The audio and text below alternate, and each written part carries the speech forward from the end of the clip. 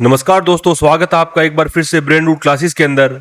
दोस्तों आज हम डिटेल में समझेंगे जन विश्वास अमेंडमेंट ऑफ प्रोविजंस बिल 2025 के बारे में। एक ऐसा कानून जो दिखने में छोटा लग सकता है लेकिन गवर्नेंस और इकोनॉमिक ग्रोथ के लिए बहुत बड़ा बदलाव लाता है। आपने अक्सर सुना होगा कि इंडिया की ग्रोथ स्टोरी बड़े रिफॉर्म्स जैसे कि जीएसटी या इंसॉल्वेंसी एंड बैंक्रप्सी कोड पर टिकी हुई है, लेकिन असलियत ये है कि रोजमर्रा की गवर्नेंस को स्मूथ बनाने वाले छोटे सुधार ही सिटीजन और बिजनेसेस की लाइफ को सबसे ज्यादा इंपैक्ट करते हैं। जन विश्वास बिल जो है वो उसी फिलोसफी का एग्जाम्पल है, यानी कि ट्रस्ट बेस्ड गवर्नेंस, मतलब कि सरकार और नागरिकों के बीच के भरोसे का बढ़ना। ये बिल रिसेंटली 2025 में लोकसभा में पेश हुआ और 2023 में पास हुए पहले जन विश्वास एक्ट की नेचुरल अगली कड़ी बनेगा। 2023 के एक्ट ने 42 सेंट्रल एक्ट्स में 183 प्रोविजंस को डीक्रिमिनलाइज किया था। नए 2025 बिल का मकसद है कि ये मोमेंटम रुकने ना पाए। अब 10 मिनिस्ट्रीज और डिपार्टमेंट के तहत आने वाले 16 और सेंट्रल एक्ट्स में माइनर ऑफेंसेस को डीक्रिमिनलाइज किया जा रहा है। मतलब बिल्कुल साफ है कि सरकार one time big bang reform की बजाय कंटिन्यूअस रोलिंग इंप्रूवमेंट की स्ट्रेटेजी को अपना रही है। दोस्तों अब जरा सोचिए, इस चीज की जरूरत क्यों पड़ी। हमारे देश में बहुत सारे कानून हैं जिनमें छोटी एडमिनिस्ट्रेटिव गलती या टेक्निकल डिफॉल्ट पर भी क्रिमिनल केस बन जाता है। मान लीजिए कोई छोटा व्यापारी है, मेजरमेंट रूल में माइनर मिस्टेक कर दे या किसी कंपनी की एक रिपोर्ट फाइलिंग में डिले हो जाए। कई बार ऐसी मामूली चूक पर भी जेल टर्म का खतरा बन जाता है। इससे न सिर्फ डर और हरासमेंट बढ़ता है बल्कि कोर्ट पर भी लाखों केसेस का बोझ बढ़ जाता है। जन विश्वास इनिशिएटिव इसी को एड्रेस करता है। 2025 बिल का जो कोर आइडिया है वो काफी सिंपल है। पहली बार की गलती करने पर क्रिमिनल केस नहीं होगा बल्कि एडवाइजरी या वार्निंग जारी होगी। लगभग 76 ऑफेंसेस के लिए ये प्रिंसिपल लागू होगा। यानी अगर कोई सिटीजन या बिजनेसेस जो है पहली बार माइनर रूल को तोड़ते हैं तो उसे जेल की धमकी नहीं मिलेगी बल्कि सुधार का मौका मिलेगा। यही नहीं, कई टेक्निकल या प्रोसीड्यूरल डिफॉल्ट्स के लिए अब इम्प्रिजनमेंट की जगह मॉनेटरी पेनल्टी या फॉर्मल वार्निंग होगी।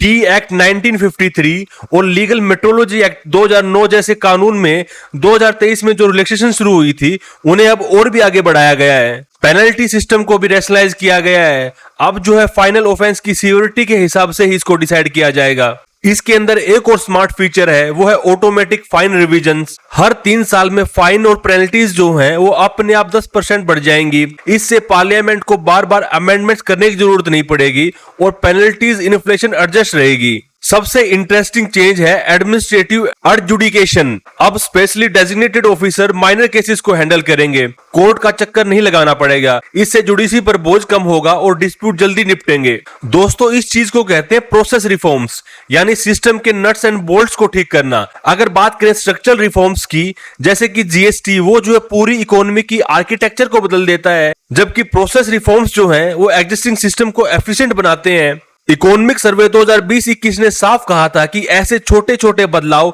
सस्टेनेबल ग्रोथ के लिए जरूरी हैं।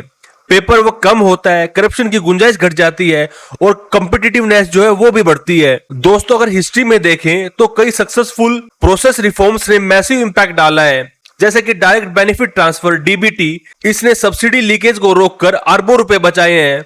गवर्नमेंट की ई मार्केट प्लेस ने गवर्नमेंट प्रोक्यूरमेंट को ट्रांसपेरेंट बनाया है और कॉस्ट को 15 से 20% घटाया है। वॉलंटरी कंपनी लिक्विडेशन पहले 4 साल लेता था, अब स्ट्रीमलाइन प्रोसेस से इंडिया दुनिया के फास्टेस्ट एग्जिट रिजिम्स में शामिल है। लीगल मेट्रोलॉजी में 2023 में जो डीक्रिमिनलाइजेशन हुआ था उससे छोटे व्यापारियों की जो हरासमेंट है वो कम हुई है।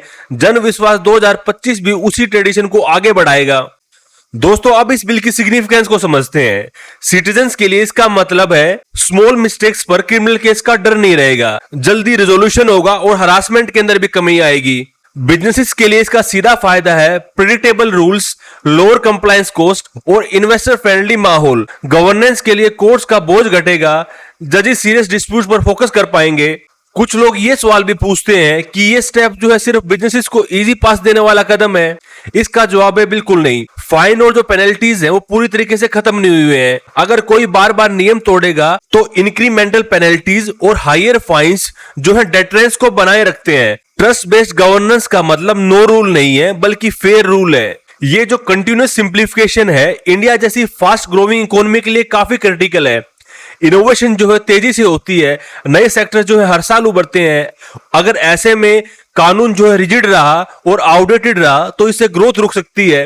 जन विश्वास जैसे रिफॉर्म्स एंश्योर करते हैं कि रेगुलेटरी सिस्टम चेंज के साथ स्टेप बाय स्टेप इवॉल्व भी करें। तो दोस्तों, जन विश्वास अमेंडमेंट ऑफ प्रोविजंस बिल 2025 सिर्फ एक लीगल अपडेट नहीं है, ये इंडियन गवर्नेंस में कल्चरल शिफ्ट है। ये दिखाता है कि सरकार सिटीजन्स को पोटेंशियल ऑफेंडर्स नहीं बल्कि पार्टनर मानती है। माइनर ऑफेंसेस को डिक्रिमिनलाइज करना, पेनल्टीज को प्रोपोर्शनेट बनाना और ऑटोमेटिक फाइन को रिवीजन में लाना, ये जो सब स्टेप्स हैं, ये ट्रस्ट और ट्रांसपेरेंसी को और भी स्ट्रेंथन करते हैं। इंडिया को इनोवेटिव ड्राइवन इकोनॉमी बनाने के लिए बड़े स्ट्रक्चरल रिफॉर्म्स के साथ साथ ऐसे क्वाइट लेकिन पावरफुल प्रोसेस रिफॉर्म्स भी जरूरी हैं। ये बिल उसी जर्नी का हिस्सा है जहां पे गवर्नमेंट पुराने इररिलेवेंट रूल्स को हटाकर technology friendly, citizen centric administration खड़ा कर रही है। दोस्तों, याद रखिए, डेमोक्रेसी सिर्फ बिग हेडलाइंस वाले बदलाव से मजबूत नहीं होती।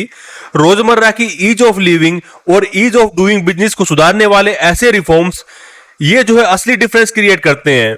जन विश्वास 2025 हमें यही सिखाता है कि गवर्नेंस का अल्टीमेट गोल है भरोसा और सहयोग, जहां पे कानून जो है वो फियर नहीं बल्कि फेयरनेस और पार्टनरशिप का मैसेज दे। तो दोस्तों, यही था जन विश्वास अमेंडमेंट एक्ट 2025, जो साबित करता है कि छोटे सुधार भी बड़े बदलाव लेके आ सकते हैं और इंडिया को एक ट्रांसपेरेंट, एफिशिएंट और सिटीजन फ्रेंडली इकोनॉमी की ओर लेके जा सकते हैं। तो दोस्तों, यहाँ पे जो हमारा टॉपिक है वो कंप्लीट होता है। उम्मीद आपको पसंद आया होगा। अगर आपको ये टॉपिक अच्छा लगा हो तो कमेंट करके जरूर बताएं, अपने दोस्तों के साथ शेयर करें और बेल आइकन को दबाना बिल्कुल ना भूलें ताकि हर नए लेक्चर की नोटिफिकेशन आपको टाइम पर मिलती रहे। मिलते हैं अगले वीडियो में, तब तक के लिए धन्यवाद।